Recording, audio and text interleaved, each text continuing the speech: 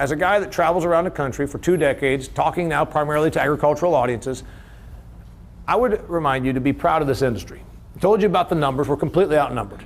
Be proud that you are putting food on America's tables. Be proud that you are doing something that almost nobody does and fewer people understand. Being into the gluten-free movement or being mad at Monsanto over GMOs does not constitute a food dialogue. I tell people that. I put that on my social media stuff all the time. I'm pro-GMO because I'm anti-starvation. I understand science, but we got to stop using science. They don't get it. You can't argue science. This is why I tell all my ag crowds.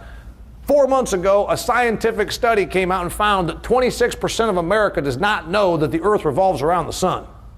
And you expect them to understand GMO technology? They think that they don't. Okay, anyway. Don't use science. Be proud of this industry. The other thing I tell all my crowds is be professional. When I was a little boy, I went to agricultural meetings. And I would see a person who was an ag humorist stand up on the stage. And they would be in bib overalls and a straw hat with a piece of hay hanging out of his mouth, and he would tell outhouse stories. And I can give you names and examples. A couple of them are dead, and that's just fine because I think they misrepresent this industry. I can tell you what, ladies and gentlemen, this industry is not hee-haw.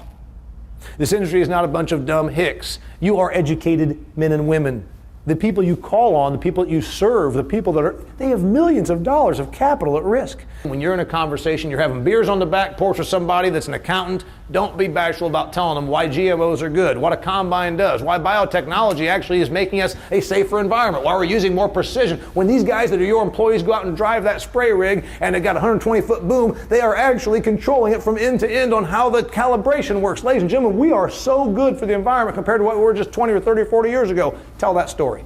Be proud, be professional, pass it on. That's the point that I had to make. That's what Keith asked me to make. Be proud, be professional, pass it on is the thing I'll leave you with. Now, there's going to be people that do not understand that because most people speak in sound bites. For those people that are incapable of comprehending the science, for those people that are incapable of comprehending the logic, I have a bumper sticker that you can have. You can buy a t-shirt that says this also, agriculture, because starvation sucks.